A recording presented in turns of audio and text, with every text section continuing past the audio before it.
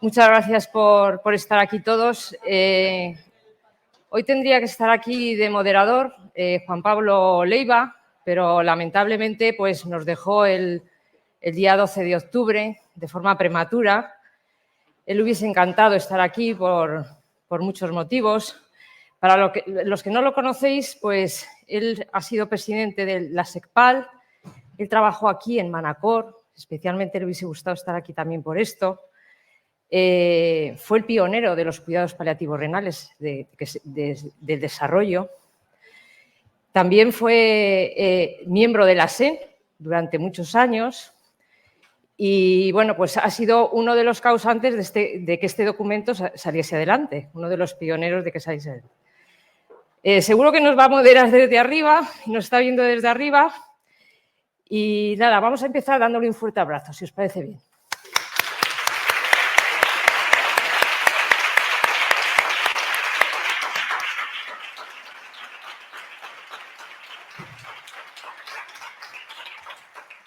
Bueno, a ver, en medicina nos enseñan en anatomía cómo es un riñón y cómo es un corazón. Nos enseñan cómo funciona, nos enseñan cómo enferma, nos enseñan cómo curarlo, nos enseñan prevención cardiovascular y prevención de la enfermedad renal.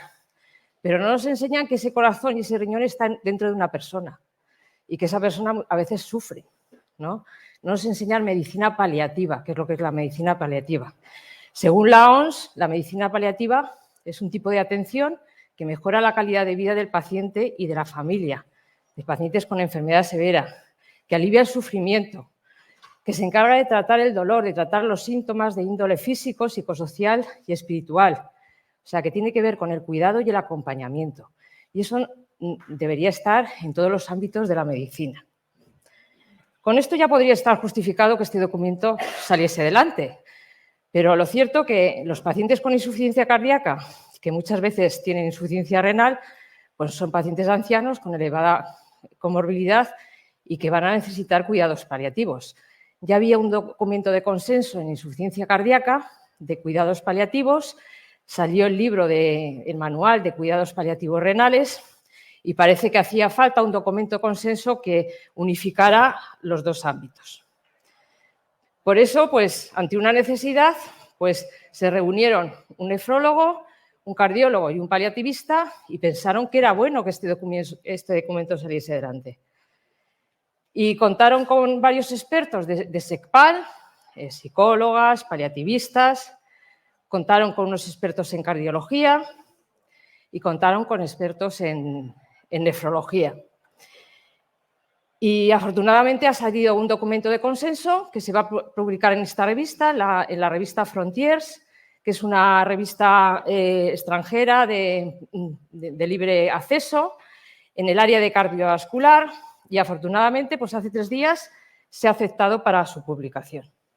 Yo os voy a comentar un poquito en qué consiste el documento de consenso. Este es el contenido donde de alguna manera señalan por qué está justificado que este documento salga adelante, cómo identificar a los pacientes con cardiorrenales con criterios de cuidados paliativos, cómo se hace una buena planificación, el manejo clínico en cuanto a la prescripción de fármacos y la de prescripción también de fármacos, que es importante, el manejo de los síntomas más frecuentes.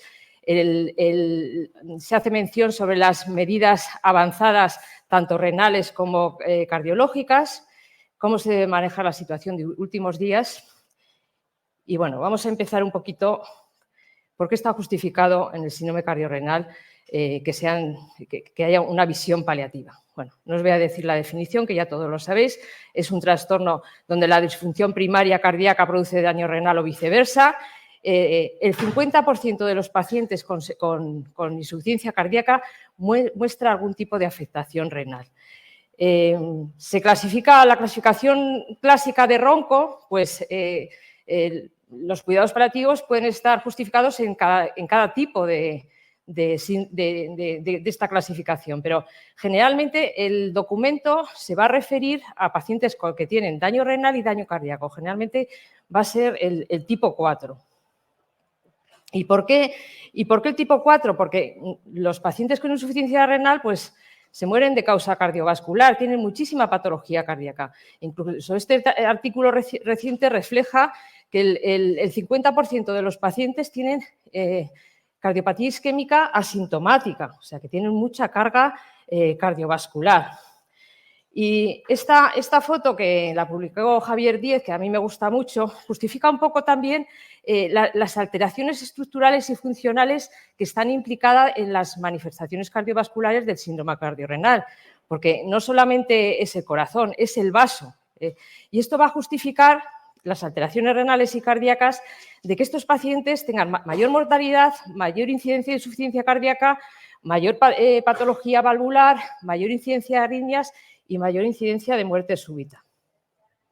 Por eso tienen necesidad de cuidados paliativos, porque la mortalidad es muy elevada y además tienen una severa carga de síntomas, tienen una peor calidad de vida, con frecuencia hay que tomar decisiones porque es una enfermedad grave y se puede descompensar en cualquier momento y van a necesitar estos típicos estos cuidados.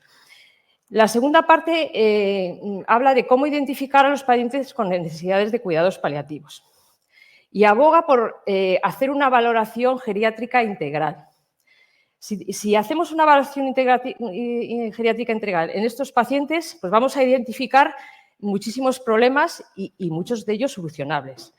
¿Qué es la valoración geriátrica integral? Pues hay que hacer una valoración física, una valoración cognitiva, que no solamente es un test de Pfeiffer, sino valorar distintos aspectos como hipoacusia, etcétera, y una valoración psicosocial. ¿Y esto con qué objetivo? Pues con planificar, detectar, diagnosticar los problemas que tienen, ¿no? Y tratarlos potencialmente tratables. También incorpora ciertos indicadores pronósticos, porque son pacientes que están muy malitos, como es el escalas de fragilidad, el instrumento NECPAL y el PROFUN, que de alguna manera nos dicen que nos identifican la supervivencia. Son pacientes que a lo mejor pues, vemos que no van a vivir entre 6 o 1 año. Entonces, esta valoración es importante. También conocer la trayectoria funcional del síndrome cardiorrenal también lo es, y va a ser clave para identificar la necesidad de cuidados paliativos. Esta es la trayectoria funcional del fallo de órgano, ¿no? Son pacientes con elevada mortalidad esta mortalidad va a aumentar conforme aumenta la edad, con los episodios de hospitalizaciones, de descompensación de su insuficiencia cardíaca. Entonces, pueden permanecer estables, pero en un momento dado de descompensación, pues deterioran su funcionalidad, ¿no? Y es muy difícil que vuelvan a recuperarla, ¿no? Al ser una enfermedad grave, pues este deterioro funcional puede ser más severo, incluso tener una muerte súbita y morir.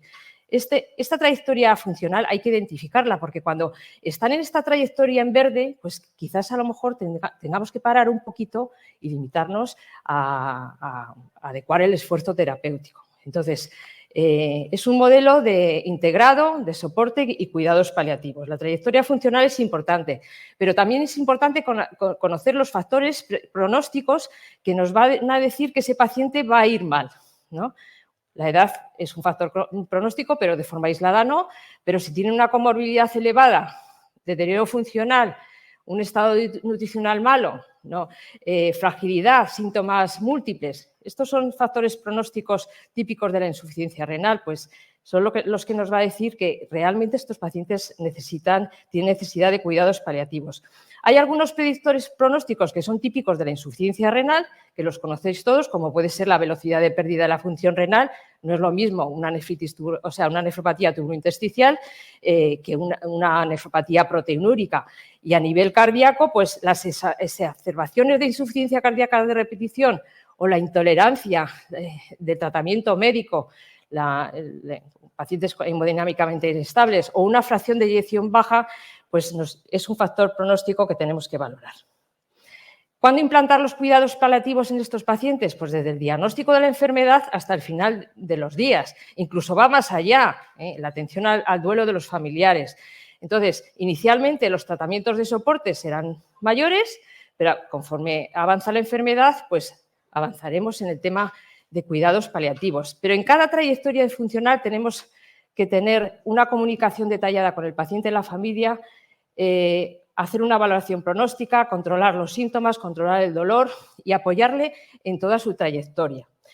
Y planificar sus cuidados, que va a ser el tercer punto que toca el documento. La planificación de cuidados anticipados, muy importante en estos pacientes.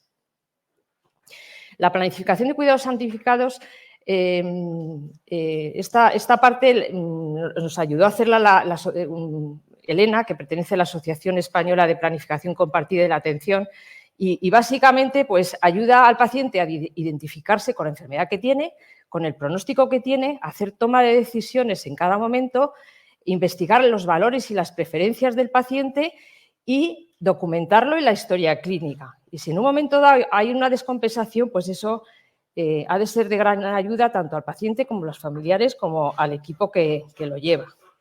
Es un proceso de toma de decisiones compartidas donde se investiga los valores, la biografía del paciente, se hablan de temas avanzados como de terapia renal sustitutiva o aparatos de asistencia cardíacos, cuándo implantarlos y cuándo quitarlos. Y se hablan de otras cuestiones como quién quiere ser el cuidador principal, se habla de temas espirituales, de temas de reanimación y es muy importante documentarlo. En la toma de decisiones, en esta planificación, se va a hablar de tratamiento conservador o tratamiento sustitutivo, que generalmente están indicados cuando hay una congestión vascular refractaria al tratamiento, la decisión sobre la retirada, en el caso de la diálisis, se habla de cuándo implantar y cuándo desimplantar terapias avanzadas de función cardíaca, como pueden ser los DAIS, terapias percutáneas, y esto nos va a ayudar muchísimo en el manejo posterior del paciente. El 4 punto habla de cuándo, del manejo clínico, de cuándo prescribir y cuándo de prescribir fármacos a lo largo de la trayectoria del síndrome cardiorrenal. Está claro que para el tratamiento de los síntomas y general clínico, el tratamiento de la congestión es prioritario en estos pacientes. Inicialmente ya no hace falta deciros a vosotros que los diuréticos de ASA son de elección y cuando en casos de refractarios, pues la asociación de diuréticos pues va a ser muy útil en estos pacientes. Y luego, indicaciones de ajustes de fármacos que se han demostrado que son cardio y nefroprotectores a lo largo de todos los estadios de la insuficiencia renal. Aunque no hay evidencia 100%, pero sabemos todos que hay fármacos que están recomendados en las guías de insuficiencia cardíaca que mejoran el pronóstico tanto renal como cardiológico, como pueden ser los betabloqueantes, los inhibidores del RAS. Estos en general se pueden mantener a lo largo de toda la trayectoria de todos los estadios de la insuficiencia renal, siempre teniendo cuidado pues, los efectos secundarios, el tema de la hiperpotasemia, pero afortunadamente ahora hay quelantes del potasio muy eficaces que evitan que tengamos que retirarlos o por lo menos reducir la dosis y que se han demostrado que son eficaces en todos los estadios de la insuficiencia renal. Los antagonistas de los receptores de la angiotensina 2 y neprilesina, el sacubitril/valsartán, son muy útiles también en pacientes en casi todos los estadios, excepto a partir de un aclaramiento de 15, sobre todo en pacientes con fracción de eyección reducida. Los antagonistas mineralocorticoides, espironolactona, diepregonona, pues son útiles hasta estadios avanzados de la insuficiencia renal y se puede plantear en ciertos pacientes por control del potasio. Y los últimos que han entrado tan fuerte con efectos protectores cardíacos y renales, pues los inhibidores SGLT2, que bueno, pues una vez iniciados se pueden mantener hasta el inicio de diálisis, pero bueno, hay que tener precaución pues, con filtrados por debajo de 20. Y todo esto hay que monitorizarlo, hay que tener especial cuidado en pacientes que ingresan por insuficiencia cardíaca, de intentar que se vayan a casa bien secos. ¿Y cómo lo vamos a hacer? Pues con el manejo clínico, con biomarcadores de laboratorio, que en casos avanzados de insuficiencia renal es más útil el CA125, y monitorización con técnicas de imagen como radiografías de tórax o el FOCUS. Bueno, ¿Cómo de prescribir? Tan importante es prescribir como quitar estos medicamentos. Va a ser complicado porque estos pacientes tienen polifarmacia, pero conforme avance la enfermedad, en algunos pacientes, o la mayoría, pues hay que aumentar los fármacos para intentar disminuir la congestión. Entonces, a veces es muy difícil, a veces incluso hay que incrementar el número de fármacos. Entonces, ¿qué fármacos suspender? Pues los que sean fútiles, los que no sirvan para nada. A lo mejor la estatina en un momento dado pues hay que suspenderla si no es una cardiopatía isquémica, o sea que eso hay que valorarlo. Entonces, hay que centrarse más en los síntomas, más que en el pronóstico. Se recomienda mantener los inhibidores del RAS y los inhibidores SGLT2 porque han demostrado mejorar la disnea y la calidad de vida y el número de hospitalizaciones, por lo que si son bien tolerados, pues mejor mantenerlos hasta el final. Los diuréticos, pues básicos, a dosis altas, combinaciones de diuréticos y en algunos casos, sobre todo cuando el paciente está a domicilio, a veces la vía subcutánea es una alternativa. El inconveniente de la vía subcutánea es que la furosemida tiene un pH alcalino y no se pueden utilizar dosis muy altas, pero incluso ahora están poniendo elastómeros, como las bombas que ponen para los opiáceos, que pueden durar de 24 a 48 horas y puede ser una opción. Una combinación también de suero hipertónico a dosis bajitas con diuréticos de ASA, pues puede disminuir la congestión pulmonar. Y en digoxina, pues ajustar y bajar la dosis. El quinto punto habla del manejo de los síntomas. Bueno, estos son los síntomas de una publicación reciente que tienen los pacientes con insuficiencia renal. Casi no cabe en la diapositiva, pero de estadios iniciales hay muchísima carga de síntomas y generalmente no solamente es un síntoma, son dos o más, lo que llaman clúster síntomas. Tienen muchísima carga sintomática secundario a la patología que tienen y a los propios derivados de la uremia.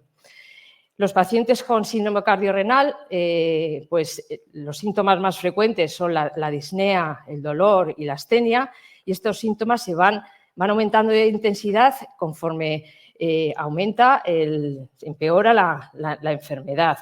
Se ha descrito que son incluso más severos que los pacientes con cáncer y lo primero que tenemos que hacer es pues darle la importancia que tienen. Si vienen a la consulta, que es una cosa que remarca el documento, es que tenemos que preguntarles por este tipo de síntomas, si tienen este tipo de síntomas. Entonces, para eso tenemos que medirlo. Es obligado en estos pacientes, en cada consulta, pues utilizar escalas de medición. La más clásica es la escala de Edmonton, que es la que utilizan en pacientes oncológicos, pero hay una escala que es el postrenal, que sería más indicada en pacientes con insuficiencia renal, que incluye otro tipo de síntomas que son específicos de la insuficiencia renal, como puede ser el prurito, los calambres, etc. Entonces, importante medirlos. La disnea es uno de los síntomas más importantes, que no solamente se debe a congestión pulmonar, o bajo gasto por disfunción ventricular, sino a veces también se debe a miopatía, a sarcopenia y fragilidad. La fragilidad y la sarcopenia, pues les podemos animar a hacer ciertos ejercicios para mejorar la nutrición. Entonces, mantener medicación con beneficio cardiovascular y diuréticos a altas dosis, y en casos refractarios, a fármacos cardiovasculares, especialmente en fases finales, pues pensar, a veces pueden ser necesarios los opioides. Los opioides disminuyen la demanda de oxígeno. A todos nos da un poco de miedo a utilizarlos. Pensamos que les vamos a producir una parada cardíaca, pero no es así, ¿no? Utilizado con cabeza, pues alivian la disnea. El oxígeno domiciliario puede ser también muy útil, no solamente en pacientes hipoxémicos, sino en pacientes con saturaciones normales. Y ya en casos muy refractarios, pues pensar en la ultrafiltración. En cuanto al uso de opioides, pues en estadios muy avanzados de insuficiencia renal no se recomienda la morfina, ni la oxicodona, ni la hidromorfona, porque se acumulan en metabolitos y pueden producir neurotoxicidad y demasiada sedación. En casos avanzados de insuficiencia renal se recomienda el fentanilo, que se puede utilizar pues, intranasal o submucoso o incluso por vía subcutánea de 100 a 200 microgramos. Hay muchas posibilidades y es más seguro en pacientes con insuficiencia renal. El tratamiento del dolor. El 60% de los pacientes con insuficiencia renal y síndrome cardiorrenal tienen dolor. Eso hay que tratarlo. Recomendaciones: escalera analgésica de la OMS, primero empezar por el primer escalón, el segundo escalón tramadol, y ya cuando va el tercer escalón, los opioides recomendados son fentanilo, metadona y buprenorfina. Pero bueno, en el resto de los estadios, de un estadio 3 al 4, se puede utilizar un poco de morfina. Lo que tenemos que hacer es intentar disminuir la dosis a la mitad o aumentar el intervalo de dosis. No voy a comentar todos los síntomas, pero sí que quiero comentar uno. El prurito lo sabéis de todos muy bien, y además hay simposios específicos cómo se trata. La depresión. La depresión es muy frecuente en estos pacientes. Tenemos que estar especialmente atentos a la depresión. Entonces, para ello, la práctica del ejercicio va a ser beneficioso para todos, pero son bastante seguros la paroxetina, la fluoxetina, la mirtazepina, que encima pues, induce el sueño y les aumenta el apetito, y se puede también utilizar trazodona. No me ha salido una diapositiva, pero aquí, no sé por qué, pero había puesto lo de la astenia. La astenia es un síntoma también muy frecuente en estos pacientes. Entonces, la astenia puede ser secundaria a la anemia, a la sarcopenia, a trastornos en el sueño, a la depresión. Fundamental tratar la anemia, tratar la ferropenia, incluso en estos pacientes, incluso aunque no haya mucha anemia, hay que tratar el déficit de hierro y la práctica del ejercicio, la fisioterapia. Bueno, el sexto punto del documento habla de las medidas avanzadas en el paciente cardiorrenal. ¿Y qué entendemos por medidas avanzadas? Voy a empezar por las renales, la terapia renal sustitutiva. Evidentemente, para los pacientes que no quieren manejo renal conservador y tienen insuficiencia renal avanzada, estadio 4 o 5, y bueno, pues la hemodiálisis es una opción. Riesgo de mala tolerancia hemodinámica, ya sabemos, y necesidad de un acceso vascular venoso o un catéter. Actualmente las técnicas continuas de ultrafiltración pues, son una opción para este tipo de pacientes, en pacientes cardiorrenales que tienen resistencia a diuréticos refractarios. Entendiendo como resistencia a diuréticos, pues cuando no conseguimos una diuresis eficaz y una natriuresis eficaz, y hemos optimizado todos los fármacos de beneficio cardíaco, ¿no? Para eso, si la congestión sistémica no conseguimos optimizarla con esto, pues están descritas las técnicas de ultrafiltración aisladas, se necesita un monitor específico, pero lo más utilizado es la diálisis peritoneal. Ya en las unidades cardiorrenales pues, se empieza a utilizar la diálisis peritoneal como en caso de congestión resistente, no solamente en pacientes con insuficiencia renal, incluso en pacientes con función renal preservada. Y ya hay artículos que han demostrado que es muy eficaz, mejora la fracción de eyección, disminuye el número de hospitalizaciones y cuando lo comparamos con diuréticos. Retirada del tratamiento sustitutivo, retirada de diálisis, pues cuando no esté proporcionando un beneficio. También se señala en el documento, sobre todo cuando hay dificultades logísticas, muchas veces estos pacientes pues, necesitan técnicas asistidas, si no tienen cuidador que se las haga o en situaciones de shock cardiogénico, mucho deterioro funcional, cognitivo o el propio deseo del paciente. En cuanto a las técnicas de asistencia cardíaca, pues los DAI se han demostrado ser efectivos en pacientes con insuficiencia renal, pero son menos eficaces que en pacientes con función renal normal, porque se producen mayores episodios de choques y más complicaciones. Entonces, pues son menos eficaces, pero no están contraindicados. Sí están contraindicados en la situación de últimos días, no está indicado colocar un DAI. Y hay un amplio consenso que en los pacientes en situación de últimos días hay que desincronizar estos DAI, porque pueden producir dolor, pueden producir choques y pueden producir dolor. Entonces, o bien los cardiólogos, o bien con un IMAL que se tienen en todos los hospitales, o todas las unidades de cuidados paliativos suelen tener un IMAL que desincronizan el DAI.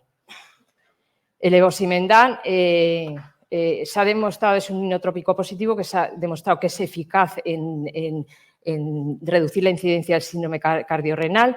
mejora la función renal, tiene efecto renoprotector y es una opción válida para pacientes que están muy críticos, ¿no? Hay que ajustarlo en función de la función renal y el inconveniente es que el paciente tiene que estar ingresado. Bueno, las TAVIs, las válvulas de reemplazamiento aórtico, pues también pueden ser eficaces para pacientes con estenosis aórtica severa e insuficiencia renal. Más complicaciones postprocedimiento, pues como todos nuestros pacientes tienen. Y el corazón artificial pues puede ser una opción para algunos pacientes críticos, pero aquí sí que hay que hacer una planificación. Aquí tienen que tener muy claro si se le implanta y los motivos de desimplantación del corazón artificial. Tiene implicaciones éticas, o sea, no es muy frecuente que se ponga, pero en casos seleccionados pues puede ser necesario y puede ser una opción paliativa. Bueno, la situación de últimos días en el paciente pues también es una cosa que se aborda en el documento. Es fundamental aquí el equipo multidisciplinar, la figura del cardiólogo, la figura del nefrólogo, porque con ellos han estado toda la vida, y la figura del paliativista, porque el paliativista lo hace muy bien, ¿no? Entonces, se debe identificar la agonía, la base para tener buena calidad de muerte es el control de síntomas.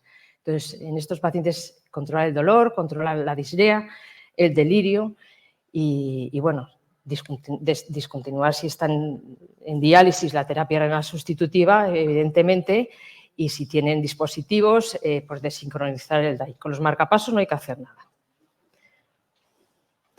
Bueno, generalmente la sedación en caso de síntoma refractaria, aunque en general los pacientes con insuficiencia renal aislada no la suelen necesitar, los pacientes que retiramos de diálisis, porque es una sedación, se llama sedación encefalopática, ¿no? Pero un paciente con síndrome cardiorrenal, con una disnea intratable, pues a veces en un síntoma refractario puede necesitar sedación paliativa. Generalmente se hace con midazolam a bajas dosis inicialmente y eso es un acto clínico y se debe hacer un control estricto mediante la escala de Richmond e ir ajustando la dosis, que también se señala en el documento. Este es un manual que si queréis lo podéis descargar, que está súper bien, con los móviles. Es el manual de sedación de paliativa del Colegio de Médicos y me ha parecido indicado traerlo porque os puede ser muy útil, ¿vale? Ya. Bueno, conclusión, pues los cuidados paliativos mejoran la calidad de vida, el abordaje terapéutico es importante para tratar la congestión y tratar los síntomas, es básico controlar y medir los síntomas, restringir el uso de dispositivos durante el final de vida, fundamentar el equipo multidisciplinar y todo esto hecho con compasión, prudencia, dignidad y respeto.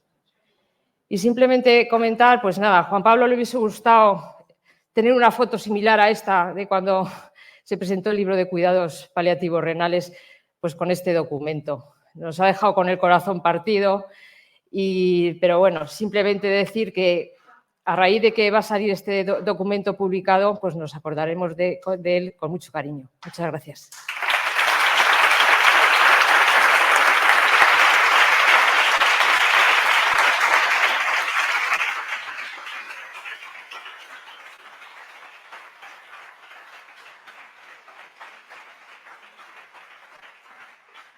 Me dicen que vamos muy mal de tiempo y que no hay preguntas. Gracias. No pasa nada.